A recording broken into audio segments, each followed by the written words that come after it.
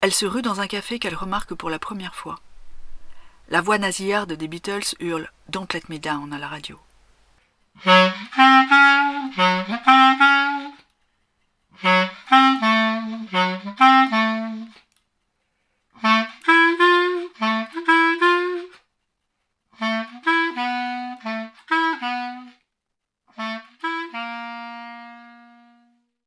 La revue Rue Saint-Ambroise et l'association Rue du Conservatoire vous proposent The Show Must Go On de Virginie Legrand.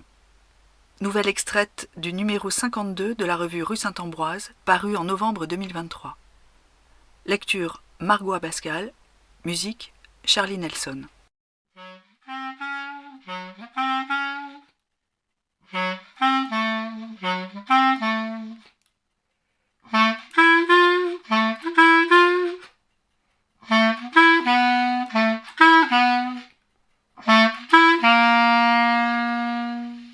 La lourde porte vitrée a claqué derrière elle, la rejetant sur le trottoir. L'odeur âcre du bitume après l'orage, le vrombissement assourdissant des moteurs se mêle à la moiteur suffocante de l'air. Elle reboutonne son chemisier de soie qui lui colle à la peau, range une mèche de cheveux évadée de son chignon. Elle a fui. Maintenant, boire une bière, fumer une cigarette.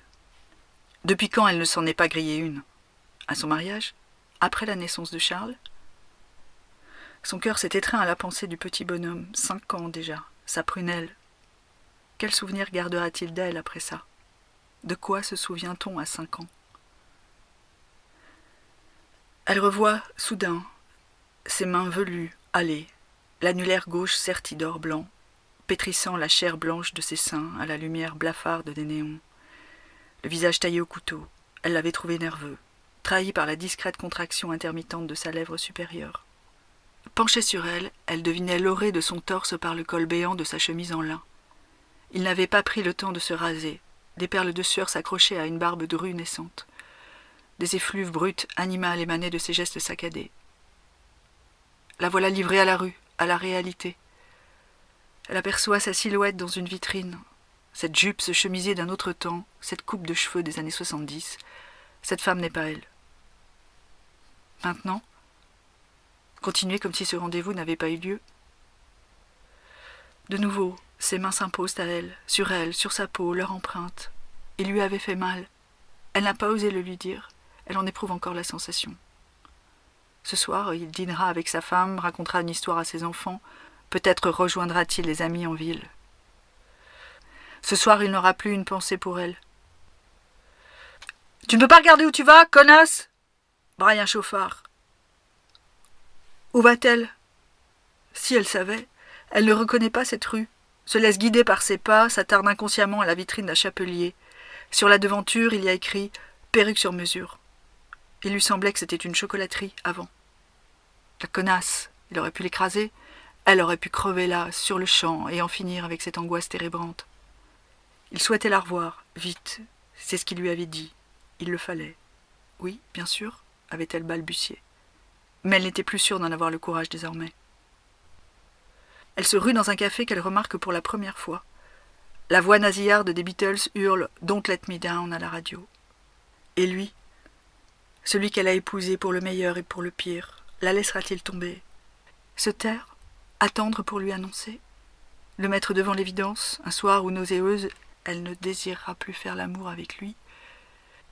Elle se veut magnanime, tient à lui laisser le choix de la quitter. Un Marlboro Light, s'il vous plaît. Non, les fortes.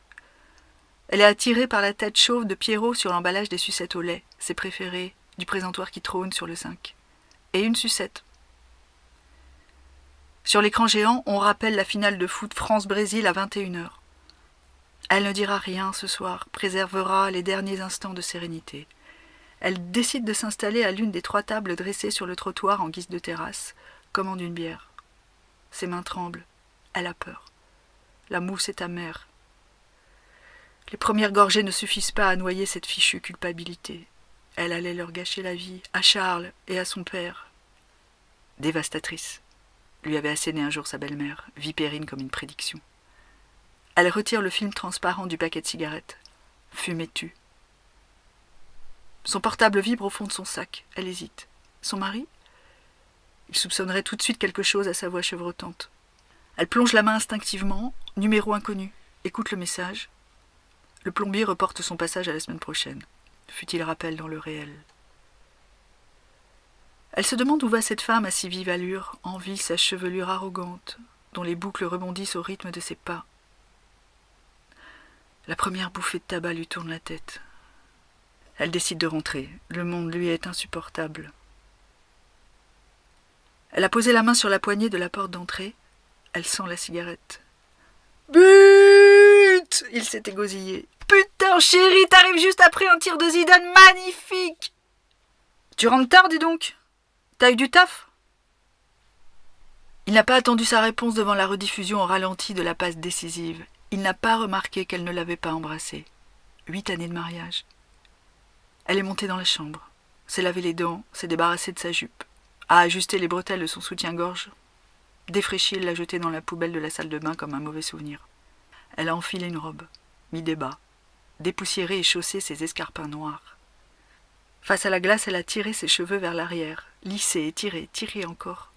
Les a attachés en chignon bas, dégagé le front, gommé sa frange. Essayé d'imaginer sans le chignon. Elle veut savoir. Voir à quoi elle ressemblera dans quelques mois.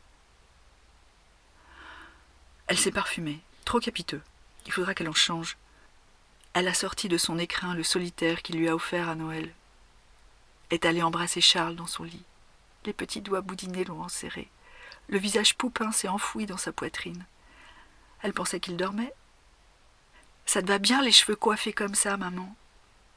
Elle a réprimé un sanglot et ses lèvres ont souri. Bonne nuit, trésor. Elle a remonté la couette sur lui, tiré la porte. Du haut de l'escalier, elle a entendu que la France avait gagné. Dans le salon, il scandait des refrains chauvins. Quand il l'a vue, « Tu as un amant ?»« Un cancer. » L'a-t-elle prononcé? Juste pensé? Elle s'est dirigée vers la cuisine sans un mot, a rempli le tambour de la machine à laver. Charles a besoin d'un t-shirt blanc pour la fête de l'école. À la télé, Queen chantait « The show must go on ».